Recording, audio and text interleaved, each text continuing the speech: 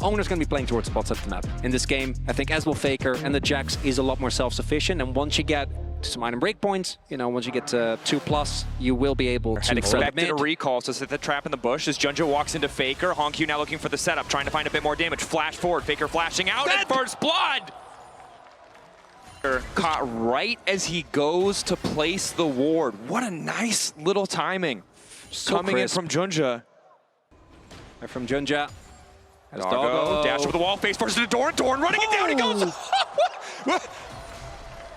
You're not going to fall for that. Still, nice early game here from CFO for what feels like the second game in a row. But it was the objective fights where we really started to see... Faker caught out, Q flash from Junja, instant bubble! Now being started here by T1. Looks like the trade is going to be Drake for T1. But a kill going to CFO, and those grubs are also on the way as Dorn.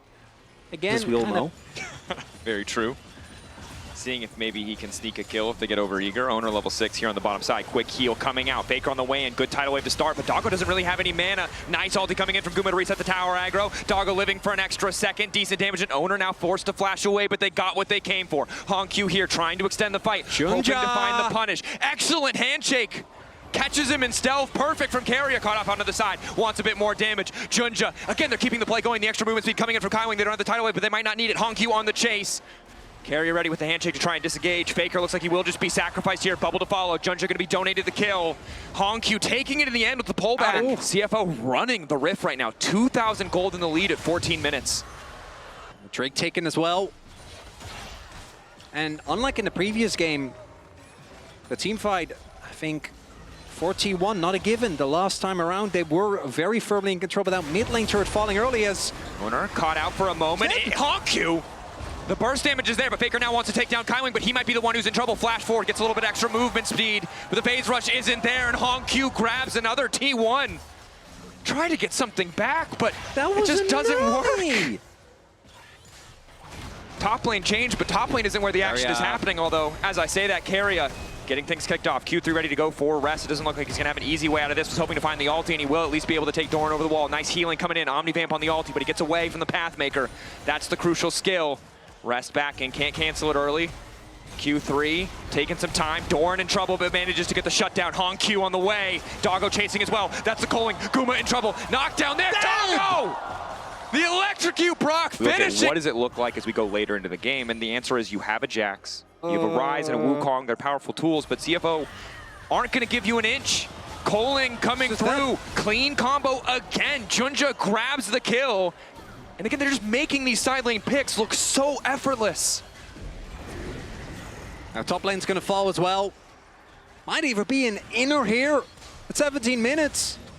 And if you think that there's not enough damage yet on CFO in about 2 minutes, Infernal Drake is spawning as Ulti across the top. Hoping to find the jungle. Doggo doing decent damage, but has the cleanse, and in goes Honq! Multiple members locked up. It's only the clone Owner managing to make it out. Guma has an extra lease on life, but it's not enough to bail out.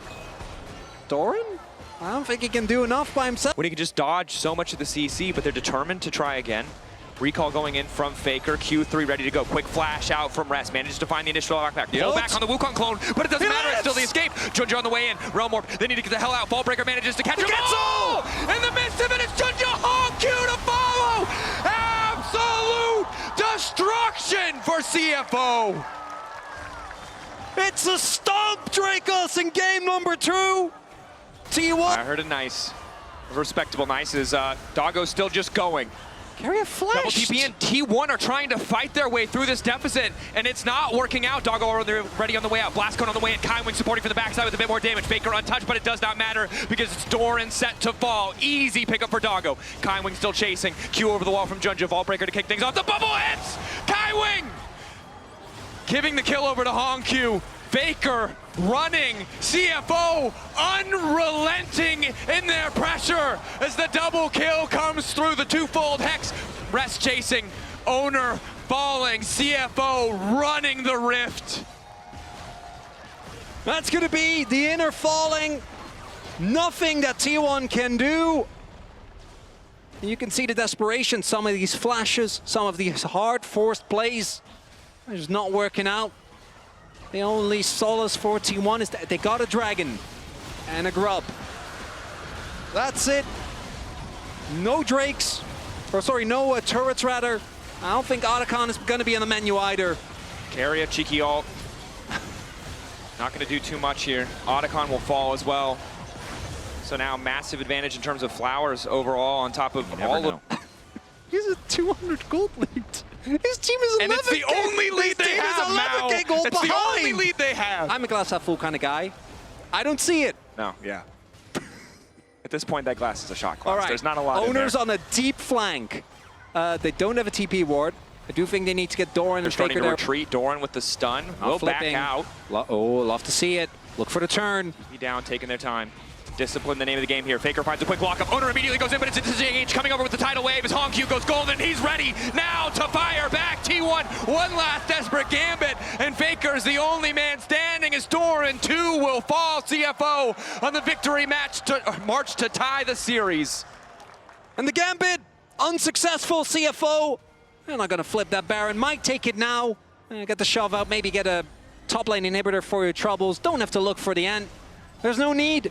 Get this objective, get your free Baron, turn it into a soul point, start knocking down these other inhibitors, and despite an attempt from Faker, the flash, the turn, the stopwatch is there, and we see the immediate ult from Kaiwing as well to keep his team safe.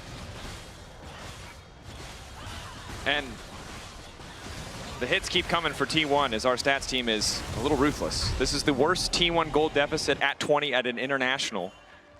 Minus 9K at 20 minutes.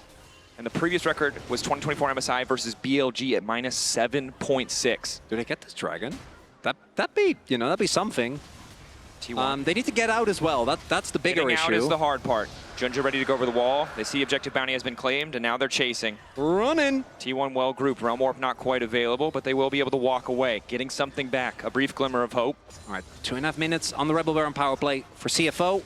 It's getting these inhibitors, truly denying T1 access, and looking at the item finishes, we are now at 4 items for Doggo to 2 for Guma. Faker still doesn't have any utility, just has a little bit of beefiness of the 2 tanky items, but they need damage. They need to be able to actually kill someone as Hongq. Big damage.